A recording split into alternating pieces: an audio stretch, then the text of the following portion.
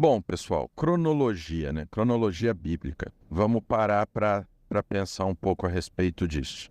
A Bíblia, ela segue, os livros, né, seguem uma ordem que é chamada de ordem canônica. Os acontecimentos bíblicos, tirando o Pentateuco, né, o Pentateuco ele está em uma ordem relativamente cronológica, né, não foi apresentada a nós, ela foi escrita cronologicamente, claro, mas a Bíblia não foi apresentada para a gente na ordem em que as coisas aconteceram. Tanto que se você pegar as passagens dos livros de Reis, de Crônicas, de 1º e 2º Samuel, você vai ver muitas questões ali caminhos que se cruzam. Salmos também você vai ver muito isso. E lógico, os evangelhos são campeões. Todos os evangelhos, a história de Cristo, né? E você vê tudo isso em livros, em cartas, em textos separados. A ordem canônica ela está na ordem que o Senhor trabalhou, que o Senhor agiu com a sua providência, para que fosse nos apresentado na ordem que seria melhor para nós. Ah, pastor, então o senhor está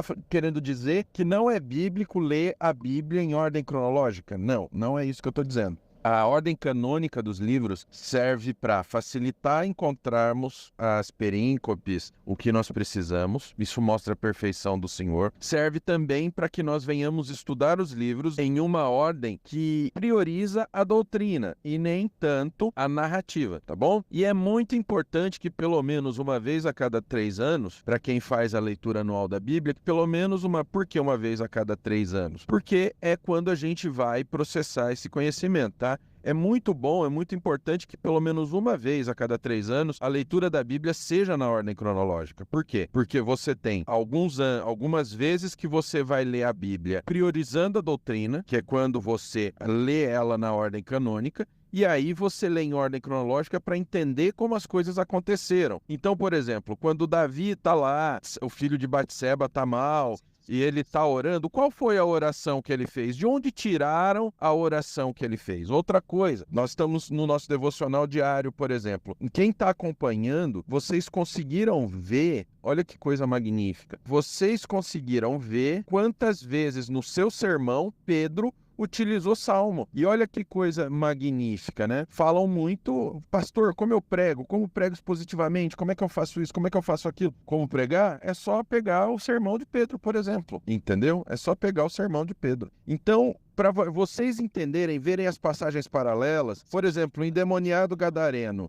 estava indo, estava voltando, estava no meio do caminho. Há uma discussão muito grande, entendeu? Existe uma discussão muito grande sobre essa questão, né? E você vai entender se você ler as passagens paralelas. E é isso que a ordem cronológica vai te ajudar. Você não vai estar tão focado nas doutrinas, ou seja, nos ensinamentos doutrinários, e você vai estar mais focado em entender como as coisas funcionam, está blindado de heresia, tá bem? Está totalmente blindado de heresia, blindado de dúvidas. Ah, existe uma contradição na escritura. Uns falam que estava entrando na cidade, outros falam que estava saindo. Se isso está errado, outras coisas podem estar erradas, porque nós não podemos admitir que uma vírgula da escritura esteja errada. Então, ler a Bíblia em ordem cronológica vai ajudar nisso. E nós somos privilegiados, por quê? Porque nós temos a Bíblia de Estudo Integrado, que eu acabei de indicar aqui no grupo, que acontece o quê? Ela é a melhor Bíblia que você vai ter com o texto em ordem cronológica. Nós temos a NVI cronológica, nós temos a aplicação pessoal em ordem cronológica, mas as ferramentas de cronologia bíblica que elas apresentam pra gente não é aquela ferramenta toda, tá bom? Por quê? Porque a aplicação pessoal em ordem cronológica, eles enfiaram num texto em ordem cronológica os estudos da Bíblia de estudo da aplicação pessoal, tá? Já fica uma mensagem, uma questão poluída. E a cronologia, ela não é... Quando o texto está em ordem cronológica, ele não é muito bom para você ir procurar passagem. Vai dar uma bagunçada, entre aspas. Então, o texto em ordem cronológica é bom para você ler, tá bom? Fora que a apresentação da Bíblia de Estudo da Aplicação Pessoal em ordem cronológica não apresenta as passagens paralelas uma ao lado da outra, para você poder comparar o que aconteceu nos 4 evangelhos, a mesma passagem, o mesmo acontecimento narrado. Você não tem lado a lado para você completar o que você entendeu. E isso é uma pena, né? Porque é uma Bíblia colorida, uma Bíblia com diversos auxílios. Ótimo. E aí você tem a NVI em ordem cronológica. A NVI em ordem cronológica, ela traz uma cronologia bem complicadinha. Por quê?